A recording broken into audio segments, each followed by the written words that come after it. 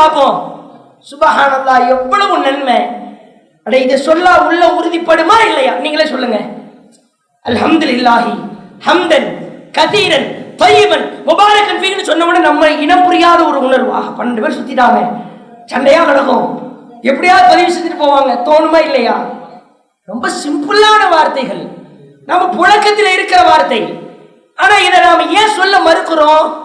இதுக்கு தான் இந்த நல்லொழுக்க பயிற்சி. இப்ப ஏன் விளங்குதா? ஏற்காடுல வந்து குழு குழு காத்தையும் வாங்கிக்கிறோம், உள்ளத்தை உறுதிப்படுத்திக்கணும். உள்ளத்தை பலப்படுத்துற செய்தியா சில செய்தி சொல்றோம். அதுல இறுதியா ஒரு செய்தி இந்த சாப்டர்ல அல்லாஹ்வுடைய தூதர் அவங்க சபையில ஒரு தோழர் இருக்கிறாங்க. அவரு ஒரு வார்த்தையை சொல்லிடுறாரு. இதுவும் தெரிஞ்ச வார்த்தை தான். அல்லாஹு அக்பர் கபீரா. சுன்ன ஜமாத்துல தக்பீர்னா அல்லாஹ் அக்பர் தான் சொல்லணும்னு சொன்னாலே கபீரான ஒரு வார்த்தை. இது முஸ்லிம்ல 1063. சரிங்களா? அல்லாஹு அக்பர் கபீரா வல்ஹம்துலில்லாஹி கதீரா சுப்ஹானல்லாஹி புக்ரத்தம் வஅசீலா. இதுல இந்த 3 வார்த்தை நமக்கு தெரியும். அல்லாஹ் அக்பர் தெரியும், அல்ஹம்துலில்லாஹ் தெரியும், சுப்ஹானல்லாஹ் தெரியும். அல்லாஹ் அக்பர்ல கபீரா மட்டும் தான் சேர்க்கணும். இது நம்ம பழக்கப்பட்டிருக்கு வார்த்தை, ஈஸி தான். வல்ஹம்துலில்லாஹி கதீரா மட்டும் தான் சேர்க்கணும். சரிங்களா? சுப்ஹானல்லாஹி இதுல ஒரே ஒரு 2 வார்த்தை, புக்ரத்தம் வஅசீலா. புக்ரத்தம் வஅசீலானா காலையிலையும் மாலையிலையும் அர்த்தம். இது ரசூலுல்லாஹ்வுடைய சபையில ஒரு தோழர் சொல்லி விடுகிறார். அல்லாஹ்வுடைய தூதர் அவங்க சொல்ற வார்த்தையை பாருங்க. அல்லாஹ்வுடைய தூதர் கேட்கிறார்கள், கான ரஜுலுன் மினல் கௌம் மணில் காயில் கலிமா கதா வ கதா அல்லாஹு அக்பர் கபீரா வல்ஹம்துலில்லாஹி கதீரா வ சுப்ஹானல்லாஹி புக்ரத்தம் வ அசீலா என்ற இந்த வார்த்தையை உங்களில் சொன்னவர் யார் என்று கேட்கிறார்கள். உடனே அன யார சொல்லலாம் அப்படின்றாரு ஒருத்தர். நான் தான் அப்படின்றாரு. அல்லாஹ்வுடைய தூதர் சொன்னாங்க, கால அஜிபுத்துலஹா, இந்த வார்த்தையை கேட்டு நான் மிகவும் ஆச்சரியமுற்றேன். ஏன் தெரியுமா? யார் இந்த வார்த்தையை தன்னுடைய நாவால் மொழிகிறாரோ ஃபுத்திஹத் லஹா அபுவாப ஸமா, வானத்தினுடைய ஒட்டுமொத்த வாசல்களும் திறக்கப்படுகிறது. நான் சொல்லிட்டான், திற, எல்லா வாசலையும் ஓபன் பண்ணு. அல்லாஹ் ஆர்டர் போடுறானா. அல்லாஹ் அக்பர் கபீரா வல்ஹம்துலில்லாஹி கதீரா சுப்ஹானல்லாஹி புக்ரத்தம் வ அசீலா சொல்லிட்டா, இந்த வார்த்தையை கேட்டு அல்லாஹ்வின் தூதர் அவர்கள் பயங்கரமா ஆச்சரியப்படுறாங்க. இவ்வளவு சூப்பரான வார்த்தை, அற்புதமான வார்த்தை. அட ஏன் ஆச்சரியப்படுறேன்? நீ சொன்னதற்காக வானத்தின் வாசற்படிகள் திறக்கப்படுகிறது என்றார்கள். தயவு செய்து நம்ம உள்ளத்தை உறுதிப்படுத்தணும்னா அப்பப்ப இந்த திக்ருகளை எல்லாம் மொழியும். நான் உங்களுக்கு சொல்லி கொடுத்தது 4 திக்ரு தான். அல்லாஹ்வுடைய தூதர் சொன்னார்கள், ஒரு நாளில் யார் சுப்ஹானல்லாஹ் அல்லாஹ் தூயவன் என்ற வார்த்தையை 100 தடவை சொல்கிறாரோ அவருக்கு அல்லாஹ் 1000 மடங்கு நன்மை கொடுக்கிறார்.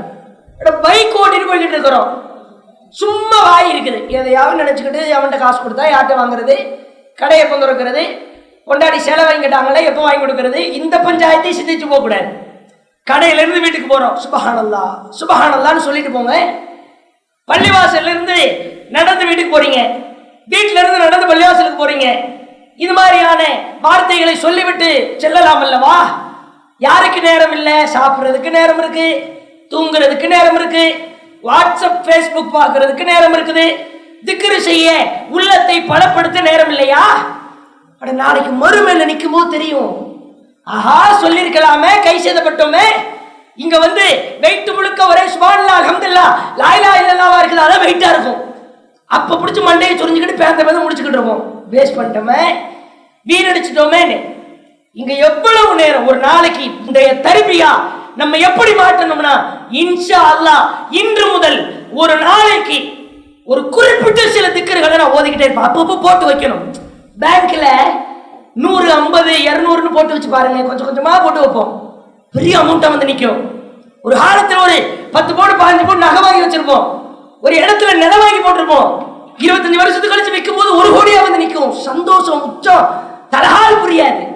அந்த மாதிரி மறுமையில உலகத்துக்காக சேஃப்டி பண்றோம், மறுமைக்காக நம்முடைய உள்ளத்தை இந்த உலகத்துல பலப்படுத்தவும் செய்யும், மறுமையில நமக்கு கூலியையும் பெற்று தரும். இது ஒண்ணு.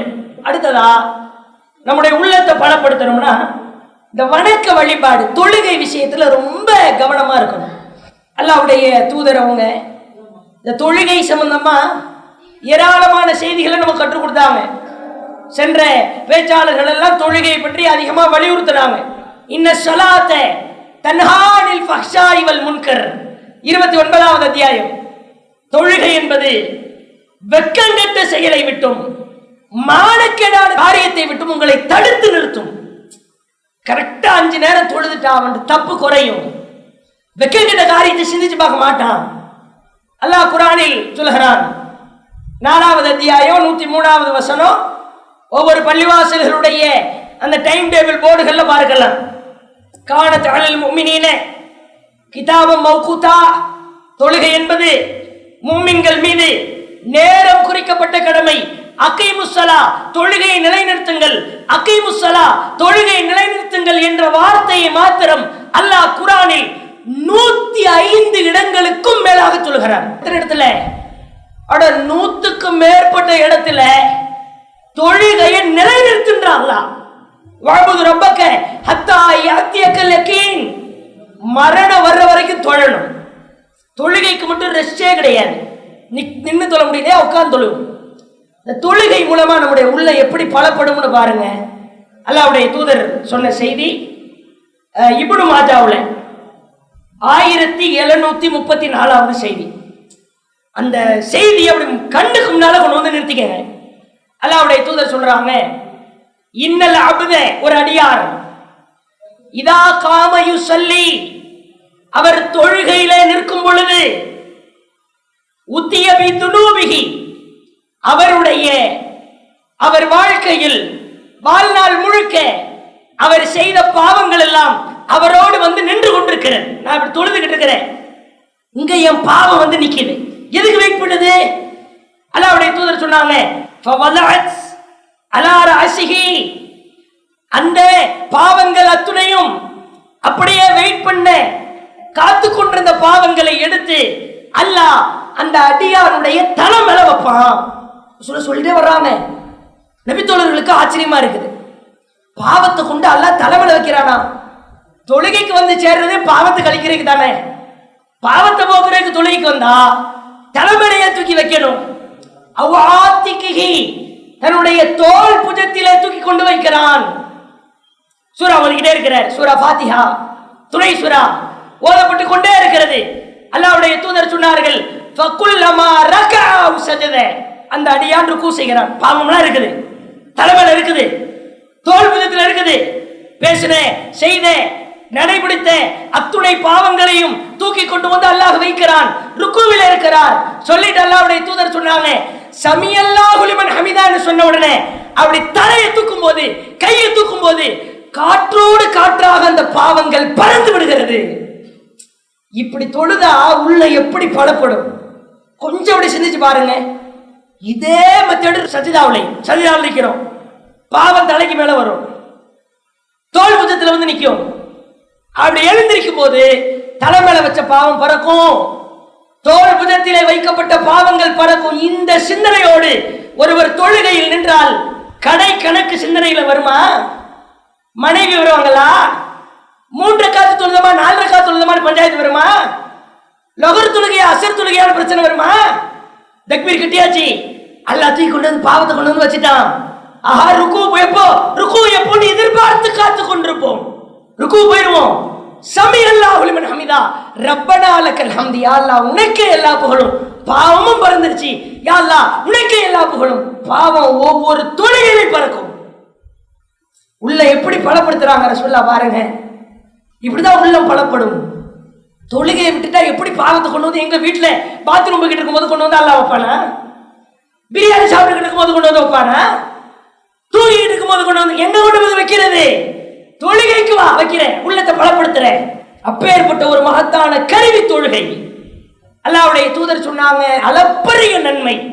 மன் ஸல்லல் இஷா ஃபீ ஜமாத்தின், யார் இஷா தொழுகையை ஜமாத்தோடு தொழுது விட்டாரோ, கான ககியாமி நிஸ்ஃபி லைலத்தின்,